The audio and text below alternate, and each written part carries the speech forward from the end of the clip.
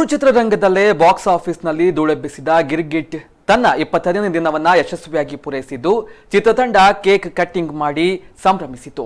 ಈ ಸಂಭ್ರಮಕ್ಕೆ ಸ್ಯಾಂಡಲ್ವುಡ್ ಖ್ಯಾತ ನಿರ್ದೇಶಕ ನಟ ರಿಷಬ್ ಶೆಟ್ಟಿ ಜೊತೆಯಾದ್ರು ಮಾತ್ರವಲ್ಲದೆ ಮಂಗಳೂರಿನ ಭಾರತ್ ಸಿನಿಮಾಸ್ನಲ್ಲಿ ನಡೆದ ಸಂಭ್ರಮಕ್ಕೆ ನೂರಾರು ಸಿನಿ ಪ್ರಿಯರು ಸಾಕ್ಷಿಯಾದ್ರು.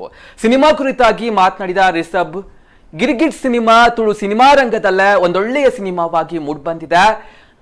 ನನ್ನ ಸಿನಿಮಾದ ಒತ್ತಡದ ನಡುವೆಯೂ ಈ ಸಿನಿಮಾ ನೋಡೋದಕ್ಕೆ ಸಾಧ್ಯವಾಗಿದ್ದು ತುಂಬಾ ಖುಷಿಯಾಗಿದೆ ಎಂದ್ರು. ಇನ್ನು ವಕೀಲರಿಗೆ ಅವಹೇಳನ ನಡೆಸಲಾಗಿದೆ ಅನ್ನೋ ಆರೋಪದ ಬಗ್ಗೆ ಮಾತನಾಡಿದ ಅವರು, ವಕೀಲರಿಗಾಗಲಿ ಯಾರಿಗೇ ಆಗ್ಲಿ ಅವಮಾನ ಆಗಿದೆ ಅಂತ ನನಗೆ ಅನಿಸ್ತಾ ಇಲ್ಲ ಎಂದ್ರು. ಈ ಸಂದರ್ಭ ಚಿತ್ರನಟ ನಿರ್ದೇಶಕ ರೂಪೇಶ್ ಶೆಟ್ಟಿ, ನಾಯಕಿ ನಟಿ ಶಿಲ್ಪಾ ಶೆಟ್ಟಿ, ತಾರಾನಾಥ ಶೆಟ್ಟಿ ಬೋಳಾರ್, ತುಳು ಹಾಸ್ಯನಟ ಉಮೇಶ್ ಮಿಚರ್ ಸೇರಿದಂತೆ ಚಿತ್ರತಂಡದ ಪ್ರಮುಖರು ಉಪಸ್ಥಿತರಿದ್ದರು.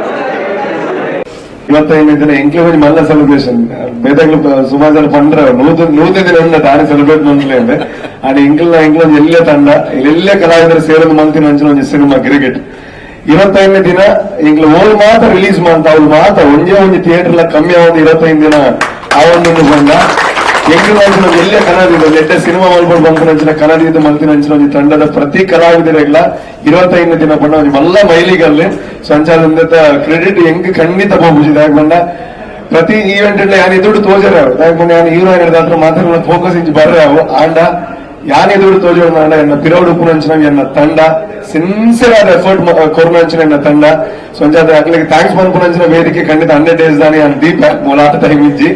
ಎಲ್ರಿಗೂ ನಮಸ್ಕಾರ. ನಾನು ಈಗಷ್ಟೇ ಗಿರ್ಗಿಟ್ ಸಿನಿಮಾ ನೋಡಿದೆ. ಬಹಳ ದಿವಸದಿಂದ ಈ ಸಿನಿಮಾ ನೋಡಬೇಕು ಅಂತ ಬಹಳ ಆಸೆ ಇತ್ತು ನನಗೆ. ನನ್ನ ಸಿನಿಮಾದ ಪ್ರಿಪರೇಷನ್ಸ್ ಮತ್ತೆ ಬೇರೆ ಸಿನಿಮಾದ ಶೂಟಿಂಗ್ ಕಾರಣದಿಂದಾಗಿ ನಾನು ನೋಡಕ್ಕಾಗಿರ್ಲಿಲ್ಲ. ಬೆಂಗಳೂರಲ್ಲಿ ರಿಲೀಸ್ ಆದಾಗಲೂ ಕೂಡ ತಂಡ ಜೊತೆಗೆ ನಾನು ಪ್ರೆಸ್ ಮೀಟ್ಗೆಲ್ಲ ಅಟೆಂಡ್ ಆಗಿದ್ದೆ. ಬಟ್ ಸಿನಿಮಾ ನೋಡೋಕೆ ಟೈಮ್ ಸಿಕ್ಕಿರಲಿಲ್ಲ. ಬಟ್ ನಾನು ಮಂಗಳೂರಿಗೆ ಬರ್ತಾ ಇದ್ದೀನಿ ಅಂತ ಹೇಳಿ ನಾನೇ ರೂಪೇಶ್ ಶೆಟ್ಟಿ ಅವ್ರಿಗೆ ಫೋನ್ ಮಾಡಿ ಬರ್ತಾ ಇದ್ದೀನಿ, ನಾನು ಒಂದು ವಾರ ಇದ್ದೀನಿ, ನಾನು ಸಿನಿಮಾ ನೋಡೋಣ ಅಂತ ಅನ್ಕೊಂಡು ಹೇಳಿದೆ. ಸೊ ಬೇಕಾದ್ರೆ ಏನಾದ್ರು ಕಾರ್ಯಕ್ರಮ ಮಾಡೋದಾದ್ರು ಮಾಡೋಣ ಅಂತ ಅನ್ಕೊಂಡು, ಬಿಕಾಸ್ ಒಂದು ಬಹಳಷ್ಟು ದಿವಸ ಆಗಿತ್ತು ಇಂಥ ಒಂದು ಸಕ್ಸಸ್ ತುಳು ಸಿನಿಮಾಗಳಲ್ಲಿ ಕಾಣಿದೆ. ಅಂದ್ರೆ ಒಂದು ಗತಕಾಲದ ವೈಭವ ಅಂತ ಏನಿತ್ತು ತುಳು ಇಂಡಸ್ಟ್ರಿಯಲ್ಲಿ, ಇತ್ತೀಚೆಗೆಲ್ಲ ಒಂಚೂರು ಆ ಕ್ವಾಲಿಟಿ ಬರ್ತಿಲ್ವೇನೋ, ಇಂಥದ್ದೊಂದು ಇಂಡಸ್ಟ್ರಿ ಸ್ವಲ್ಪ ಇದಾಗ್ತಿದೆಯೇನೋ ಅನ್ನೋ ಒಂದು ಭಯದ ವಾತಾವರಣ ಸೃಷ್ಟಿಯಾಗಿತ್ತು. ಅಂದ್ರೆ ಕಲಾವಿದರಲ್ಲಾಗ್ಲಿ ಟೆಕ್ನಿಷಿಯನ್ಗಳಲ್ಲಾಗ್ಲಿ. ಯಾಕಂದ್ರೆ ಒಂದು ಇಂಡಸ್ಟ್ರಿ ಸೆಟ್ ಆದ್ಮೇಲೆ ತುಂಬಾ ಜನ ಕಲಾವಿದರು ಟೆಕ್ನಿಷಿಯನ್ಸು ಆ ಇಂಡಸ್ಟ್ರಿ ಮೇಲೆ ಡಿಪೆಂಡ್ ಆಗ್ತಾರೆ. ಅವರ ಬದುಕು ನಡ್ಕೊಂಡು ಹೋಗ್ತಾ ಇರತ್ತೆ. ಎಲ್ಲೋ ಒಂದ್ ಕಡೆಗೆ ಸಿನಿಮಾ ಬೀಳಕ್ ಶುರು ಆಯ್ತು ಅಂತಂದಾಗ ಅವಾಗ ಲೈಕ್ ಅವ್ರಿಗೊಂದು ಭಯದ ವಾತಾವರಣ ಹುಟ್ಕೊಳ್ಳೋದು ಸಹಜ ಅದು. ಸೊ ಅಂತ ಟೈಮಲ್ಲಿ ಇದೊಂದು ಮಚ್ ನೀಡೆಡ್ ಸಕ್ಸಸ್ ನನ್ನ ಪ್ರಕಾರ ತುಳು ಇಂಡಸ್ಟ್ರಿಲಿ. ಸೊ ಅದು ಗಿರ್ಗಿಟ್ ಆಗಿದೆ. ಅಂಡ್ ನನ್ನ ಸ್ನೇಹಿತರು ಅದರಲ್ಲಿ ಪಾರ್ಟಿಸಿಪೇಟ್ ಮಾಡಿದ್ದಾರೆ, ಅದರಲ್ಲಿ ಕಾರಣ ಆಗಿದ್ದಾರೆ. First thing Rupesh Shetty and Rakesh Kadri. So ಇವರಿಗೆ ಖಂಡಿತವಾಗ್ಲೂ ನಾನು ಬೆಸ್ಟ್ ವಿಶಸ್ ಹೇಳ್ತೀನಿ.